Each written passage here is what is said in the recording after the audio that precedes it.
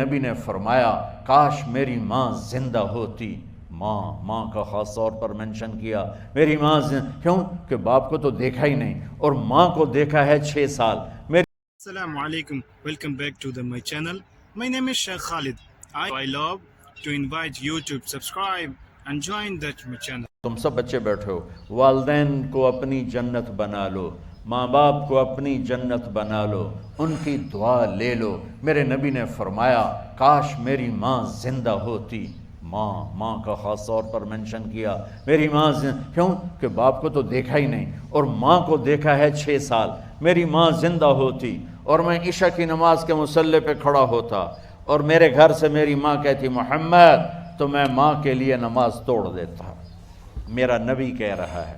اور جب آپ حج پہ تشریف لے گئے اور ابوا کے میدان سے گزرے جہاں میرے نبی کی والدہ کا انتقال ہوا تھا, اس بات کو 57 سال گزر چکے ہیں. 6 برس کی عمر میں مدینہ سے نکلے 3 افراد, میرے نبی کی ماں, میرے نبی کے والد کی باندی ایمن, وہ بھی ماں ہیں, انہوں نے بھی دودھ پلایا تھا میرے نبی کو.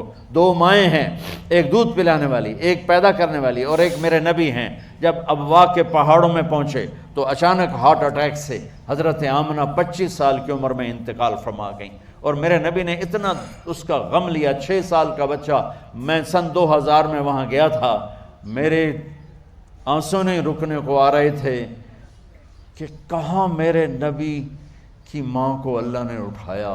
نہ کوئی آسرا, نہ کوئی سہارا, نہ کوئی رشتہ, نہ کوئی جھولی, نہ کوئی چھاؤں, ایسے تنہا یتیم کر دی. جب ان کو پتھروں میں دبا کے نیچے اترے, ایمن کو سے ہاتھ چھڑا کر بھاگے اور اوپر پہاڑی پہ چڑھ گئے. جب ایمن پیچھے گئیں تو ایمن نے کیا دیکھا کہ ابوا کے پہاڑ بھی رو رہے ہوں گے, آپ ماں کی قبر کو چمٹ کے ایسے اوپر لیٹے ہوئے تھے, قبر کو پکڑا ہوا تھا, اوپر لیٹے ہوئے تھے. جب ایمن قریب آئیں تو سنا آپ کہہ رہے تھے اماں جی آپ کو تو پتہ تھا آپ کے سوا میرا کوئی نہ تھا, آپ مجھے چھوڑ کے کہاں چلی گئی, کیوں چلی گئی. 6 سال کا بچہ پہلی موت دیکھ رہا ہے تو ان کو سمجھ میں نہیں آ رہا کہ میری ماں کے ساتھ ہوا کیا ہے. ایمن نے اٹھانا چاہا, آپ نے اٹھنے سے انکار کر دیا. اس صدمے کو سینے میں لیے ہوئے 57 سال کے بعد, 7ویں دن بندہ رو نہیں سکتا, رونا ہی چاہے تو رونا نہیں آمدا. 57 سال کے بعد آپ اس وادی سے گزرے, آپ نے اونٹنی کو ماں کی قبر کی طرف موڑ دیا اور ان پلرز کو 3 گنا کرو تو وہ پہاڑ بنتا ہے. چھوٹی پہاڑی تھی. اونٹنی کو نیچے بٹھایا, اوپر پہاڑ پر گئے اور یہ مجھے دیکھو, یوں آپ نے گھٹنے کھڑے کیے ماں کی قبر کے سرانے اور یہ ہاتھ یہاں رکھے اور پھر سر دیا اپنے گھٹنوں میں یوں,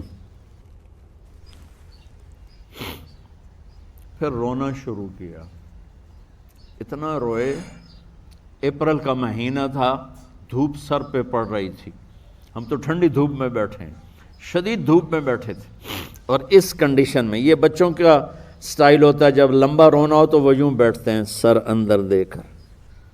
اتنا روئے کہ آپ کی داڑھی ساری آنسوں سے بھر گئی, سینہ تر ہو گیا, احرام تر ہو گیا اور کئی گھنٹے بیٹھ کے روتے رہے.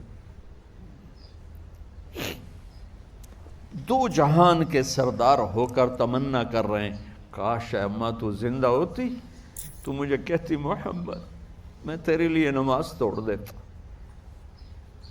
اور میرے نبی نے, یہ بچیاں غور سے سنو, میرے نبی سے پوچھا گیا یا رسول اللہ قیامت کب آئے گی؟ آپ نے فرمایا یہ تو اللہ کو پتہ. نے کہا یا رسول اللہ کوئی نشانی بتا دیں.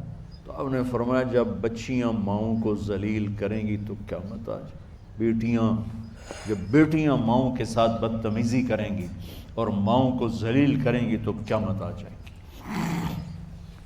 ایک ماں بیٹی کو میں بھول نہیں سکتا, ماں کے موٹے موٹے آنسو گر رہے تھے اور بیٹی ماں سے کہہ رہی تھی بھوک نہیں, ہماری اپنی پنجابی زبان بھوک نہیں, ہوئے یہ تو ہم نوکر کو کہتے ہوئے ڈرتے ہیں, وہ ماں سے کہہ رہی تھی بھوک نہیں, یعنی بکواس نہ کر. رو آگے چپ, صرف آنسو اس کے گر رہے تھے ایسا. شاید وہ یاد کر رہی تھی کہ جنتے ہوئے کتنی تکلیفوں سے گزری اور اس کو دودھ پلاتے ہوئے کتنی راتیں میں نے کاٹ کاٹ کے گزاریں اور اس کے پیشاب دھوتے ہوئے کتنی دفعہ میں سردی میں ٹھٹھری، اور آج یہ مجھے کہہ رہی ہے بھوک نہیں۔ اس لیے میرے نبی نے فرمایا جس نے ماں باپ کو دکھ دیا، سنو غور سے بچوں سارے سنو، جس نے ماں باپ کو دکھ دیا اس پہ اللہ کی لعنت، اس پہ فرشتوں کی لعنت، اس پہ زمین آسمان کی لعنت، نہ ان کی نماز قبول ہے، نہ روزہ قبول ہے، نہ صدقہ قبول ہے۔ میرے نبی کی زندگی کا دوسرا روپ حقوق العباد، نماز حقوق اللہ میں آ جاتی ہے، میں حقوق العباد کی تھوڑی سی وضاحت کر رہا ہوں۔ ماں باپ زندہ ہیں تو دعا لے لو۔ والدین سے کہتا ہوں بچوں کو عزت دو، جہاں اولاد ماں باپ کے حقوق ہیں وہاں اولاد کے حقوق ہیں، اولاد کو عزت دو، اولاد کو عزت دو، اولاد کو عزت دو۔ بہت سی اولاد کی نافرمانی کا ذریعہ ماں باپ بن رہے ہیں، سختی کر کے، زبردستی کر کے اور ٹھونس کر چیزیں نوکروں کی طرح سلوک کر کے۔ میرے نبی کے گھر میں جب بیٹی فاطمہ ملنے کے لیے آتی تھیں تو میرے نبی بیٹھے نہیں رہتے تھے، یہ اب چیئر پہ بیٹھے ہوئے بی بی فاطمہ آ گئی، اب زمین پہ بیٹھے ہوئے ہیں بیٹی آ گئی، اب چارپائی پہ لیٹے ہوئے ہیں بیٹی آ گئی۔ میرے نبی کیا کرتے تھے؟ کھڑے ہو جاتے تھے، کھڑے ہو جاتے، ایک دم کھڑے ہو جاتے تھے، اور پھر کھڑے نہیں رہتے تھے، تیزی سے آگے بڑھتے تھے اور حضرت فاطمہ کا ہاتھ پکڑ لیتے تھے۔ یہ والدین غور سے سنو، حضرت فاطمہ کا ہاتھ پکڑ لیتے تھے اور ہاتھ پکڑ کے مجھے دیکھو یوں بوسہ لیتے تھے، بیٹی کا بوسہ لیتے تھے، پھر ہاتھ چھوڑتے نہیں تھے، ہاتھ پکڑے پکڑے لاتے لاتے لاتے ان کو چارپائی پر پہلے بٹھاتے تھے پھر خود بیٹھتے تھے۔ یہ باپ اور رسول ہو کر بیٹی کو یہ عزت دیتے تھے۔ پھر وہ جنت کی عورتوں کی سردار بنی، پھر وہ جنت کے سرداروں کی ماں بنی، پھر وہ اللہ کے شیر کی زوجہ بنی۔ تو والدین سے کہتا ہوں کہ اپنے بچوں کو عزت دو، عزت دو، عزت دو، عزت دو۔ پھر آپ سے زندگی کے بڑے فیصلے ہیں شادی۔ اب لوگ اکٹھے پڑھتے ہو لڑکے لڑکیاں، اپنی شادی کے فیصلے خود نہ کرو، اپنے ماں باپ کے حوالے کرو۔ اس میں شرافت بھی ہے، اس میں برکت بھی ہے، اس میں رحمت بھی ہے، اور اس میں والدین کی دعائیں بھی ہیں۔ کورٹ میرج کو ہوا نہ دو، boyfriend girlfriend culture ہمارا نہیں ہے۔ میرے نبی کے طریقے میں مرد اور عورت کا صرف نکاح سے تعلق ہے، اس کے علاوہ سب جہنم کی آگ ہے۔ اور والدین سے کہتا ہوں کہ اپنے بچوں سے پوچھ کے رشتے کرو، زبردستی مت کرو۔ میرا معاشرہ بہت سنگین قسم کے جرم کا شکار ہے، بچوں پہ مسلط کر دیتے ہیں، ایتھے ہی کرنی ہے، جٹائیں چی کرنی ہے، بٹائیں چی کرنی، پتہ نہیں آئے کتوں جٹ بٹ۔ چلو تم ناراض نہ ہو، راجپوتائیں چی کرنی، میں راجپوت ہوں، میں اپنی قوم کو بھی رگڑ دیتا ہوں، راجپوتائیں چی کرنی، اگاں کرنی ہی کوئی نہیں۔ یہ ظلم و ستم اولاد پہ مت کرو، اپنی بچی سے پوچھو، اگر بیٹی ہاں کرے تو پھر قدم اٹھاؤ، اگر بیٹی کہہ دے میں نہیں کرنا چاہتی تو وہ نافرمان نہیں ہے۔ اللہ کے واسطے میری سنو، صرف تم نہیں سن رہے ہو، اس کیمرے سے لاکھوں کروڑوں لوگ سن رہے ہیں۔ اگر بیٹا یوں کہہ دے کہ ابا میں نے یہاں شادی نہیں کرنی، میرا جی نہیں چاہتا ہے، تو وہ بیٹا نافرمان نہیں ہے، فرما بردار ہے، اس نے شریعت کا حق استعمال کیا ہے۔ اب ایسا ظلم مت کرو کہ نہیں اتھے ہی کرنی ہے، اتھے گھروں نکل جا۔ زندگی تم نے تو نہیں گزارنی، زندگی تو بچے نے گزارنی۔ میں قربان جاؤں، ایک حدیث سنو پہلے پھر اگلی بات سناتا ہوں۔ ما تزوجت وما زوجت الا بوحی من السماء نزل به جبریل۔ لوگو سنو، میں نے جہاں شادی کی، میں نے جہاں بیٹی کی شادی کی، پہلے آسمان سے جبریل فرشتہ اللہ کا حکم لے کر آیا، پھر میں نے قدم اٹھایا۔ سمجھ گئے میری یہ بات؟ سمجھ گئے سارے؟ اب اگلی سنو۔ حضرت علی فاطمہ کا رشتہ لینے آ گئے اور جبریل ان سے پہلے آ گئے کہ یا رسول اللہ فاطمہ علی کے لیے ہے۔ باپ محمد مصطفیٰ جیسا ہے، رشتہ مانگنے والا علی جیسا ہے، اور بیٹی فاطمہ جیسی ہے، اور آپ پوچھتے ہیں علی کیسے آئے؟ وہ شرم کی وجہ سے کچھ کہہ نہ سکے، چپ۔ آپ کو تو پتہ تھا، آپ نے فرمایا فاطمہ کے رشتے کے لیے آئے ہو؟ کہا جی۔ تو جبریل تنال بیٹھا ہوا ہے کہ یا رسول اللہ اتھے ہی کرنا ہے۔ آپ نے ہاں نہیں کی، آپ نے کہا انشاءاللہ، اور یہ کہہ کر اٹھ گئے۔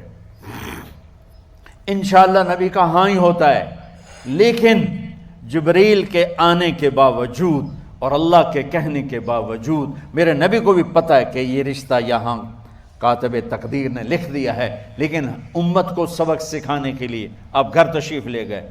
بیٹی فاطمہ؟ کہ جی یا رسول اللہ۔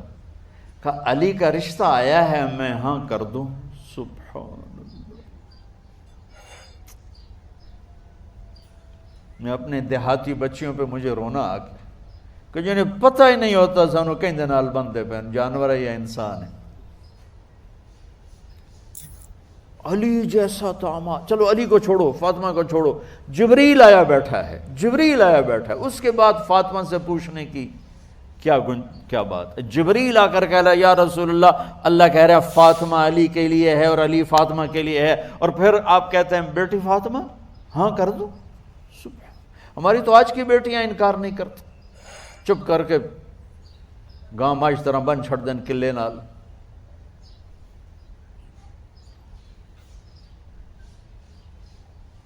کوئی ان کے اندر کے جذبات کو سننے والا کوئی نہیں ہوتا، اپنی انانیت پر یہ فیصلے کرتے ہیں، اور میرا نبی کہہ رہا بیٹی ہاں کر دو۔ سبحان اللہ۔ آپ کا کیا خیال ہے فاطمہ نے انکار کرنا تھا؟ یہ تو یہ بیٹیاں نہیں انکار کرتی تو فاطمہ نے کہاں کرنا تھا؟ لیکن یہ سبق دینا تھا ان والدین کو جو نادانی میں نادانی کے فیصلے کر کے اولاد کو ہمیشہ ایک ٹھنڈی آگ میں دھکا دے دیتے ہیں۔ حضرت فاطمہ رضی اللہ تعالیٰ عنہا نے جب ہاں کی، پھر آپ باہر نکلے۔ اچھا مزے کا واقعہ ہو، حضرت علی اٹھ کے باہر نکلے تو صحابہ باہر کھڑے انتظار کر رہے تھے کہ کیا ہوا۔ حضرت علی کو بھیجنے والے تھے عبد الرحمن بن عوف۔ پہلے ابو بکر گئے تو آپ نے انکار کر دیا، عمر گئے رشتہ مانگا، آپ نے انکار کر دیا۔ عبد الرحمن بن عوف نے علی سے کہا آپ جائیں، آپ کا رشتہ رد نہیں ہوگا۔ کہنے لگے میرا تو ذاتی گھر بھی کوئی نہیں، مجھے کہاں سے رشتہ ملے گا، میں تو بالکل غریب ہوں۔ کہا نہیں تم جاؤ۔ تو واپس آتے انہوں نے عبد الرحمن بن عوف پہ چڑھائی کر دی، ویکھیا ہے نا تو میں نو گلے آئی، انکار ہو گیا۔ تو صحابہ نے پوچھا کیا ہوا؟ کہا کچھ کہا ہی نہیں، چپ کر کے اٹھ گئے۔ تو عبد الرحمن بن عوف کہنے لگے کچھ بولے صحیح، کہ بس اتنا کہا انشاءاللہ کا تو مبارک ہو، نبی کا انشاءاللہ ہاں ہوتا ہے۔ کہا اچھا، تو اتنے میں آپ باہر تشریف لے۔ کہا علی، کہا جی، کہا لو بلاؤ، لوگوں کو بلاؤ۔ ساری مسجد بھر گئی، آپ کے ساری مسجد فل ہو گئی۔ آپ ممبر پہ کھڑے ہوئے علی کو سامنے بٹھایا، کہا لوگو یہ جبریل میرے پاس اللہ کا پیغام لائے ہیں کہ میں فاطمہ بنت محمد کا نکاح علی بن ابی طالب کے ساتھ کر دوں۔ پھر آپ نے خطبہ پڑھا اور کہا کہ علی، ہائے ہائے ہائے، میں نے فاطمہ بنت محمد کو 400 درہم مہر کے عوض تیرے نکاح میں دیا، تو نے قبول کیا؟ حضرت علی نے زور سے نعرہ لگایا میں نے قبول کیا، اور سجدے میں چلے گئے، اللہ کا شکر کا سجدہ ادا کیا۔ پھر میرے نبی نے وہیں سارے مجمع کو شہد کا شربت پلایا اور تازہ کھجوریں کھلائیں، اور پھر جب رخصتی ہوئی تو آپ نے حضرت علی سے فرمایا کہ آپ آ کے لے جاؤ۔ پھر آپ نے حضرت ام سلمہ، حضرت حفصہ اور جناب حضرت عائشہ رضی اللہ تعالیٰ عنہ، ان تینوں کو بلا کر فرمایا تمہیں پتہ ہے نا مجھے فاطمہ سے کتنا پیار ہے، تو تم فاطمہ کو دلہن بناؤ، اس کی تیاری کرواؤ، اسے دلہن بناؤ۔ تو ان تینوں نے حضرت فاطمہ کو دلہن بنایا۔ پھر آپ نے حضرت علی کو پیغام بھجوایا، وہ تشریف لائے، اپنی اونٹنی لے کر آئے، حضرت عقیل ساتھ ہے، سلمان فارسی ساتھ ہے، اور دروازے پر اونٹنی بٹھائی، آپ علی کو اندر لے گئے اور یوں فاطمہ کا ہاتھ پکڑ کے علی کے ہاتھ میں دے کر فرمایا علی تمہیں نبی کی بیٹی مبارک۔ سبحان۔ پھر آپ نے کہا میری بیٹی فاطمہ، مجھے اپنے خاندان میں جو سب سے زیادہ محبوب تھا میں نے تیرا ہاتھ اس کے ہاتھ میں دے دیا ہے۔ والدین سے کہتا ہوں اپنے نبی کی زندگی پڑھو، میرا درد ہے کہ ہماری ثقافت میں اسلام داخل نہیں ہوا، ہمارے عبادت میں اسلام آ گیا، بہت سارا مجمع مرد عورتوں کا نمازی ہے، حاجی ہے، عمرے کرتے ہیں، لیکن ثقافت میں نبوت کی جھلک دکھائی دے، ثقافت میں اللہ کا نبی دکھائی دے، وہ نہیں ہے۔ زندگی بیت گئی اس انتظار میں، مدت سے لگ رہی تھی لب بام ٹک ٹکی، تھک تھک کے گر گئی نگہ انتظار آج، پتہ نہیں کب صبح ہوگی۔ چلو کہتے تو جائیں مجھے ہے اگرچہ بت ہیں جماعت کی آستینوں میں، مجھے ہے حکم اذان لا الہ الا اللہ۔ والدین کے ذمہ ہے اولاد کو عزت دینا، ان کے سب سے بڑی خواہش میں ان کا احترام کرنا کہ زندگی انہوں نے گزارنی ہے، اور آپ کے ذمہ ہے والدین کے آگے سر جھکا دینا۔ اللہ کے واسطے کورٹ میرجز اور خفیہ شادیاں یہ نہ ہماری ثقافت ہے نہ یہ انسانیت ہے، ہمیشہ دکھ دردوں میں زندگی گزرتی ہے کہ اصل زندگی تو موت کے بعد آنے والی ہے۔ تو والدین پڑھیں شریعت کو، اولاد بھی پڑھے اپنے نبی کی زندگی کو۔ ایک شخص حضرت عمر کے پاس آیا ایک بیٹے کو لے کر، کہا امیر المومنین یہ میرا بیٹا بڑا نافرمان ہے اور مجھے بہت تنگ کرتا ہے۔ حضرت عمر کے پاس لاٹھی ہوتی تو انہیں یوں اٹھائی، وہ کہنے لگا حضور معافی دیا جائے، ایک میری گل سن لو۔ آپ نے فرمایا کیا؟ کہنے لگا ماں پیو دے بڑے حق ہیں، بالکل ٹھیک ہے، پر کوئی ساڈا حق بھی ہے ماں پیو تے؟ آپ نے کہا ہاں۔ آپ نے کہا ہاں۔ کہنے لگے ذرا وہ بتا دیں۔ کہا پہلا حق ہے اچھی ماں تلاش کرے، نیک عورت تلاش کرے۔ دوسرا حق یہ ہے نام اچھا رکھے۔ تیسرا حق یہ ہے اس کو قرآن کی تعلیم دے۔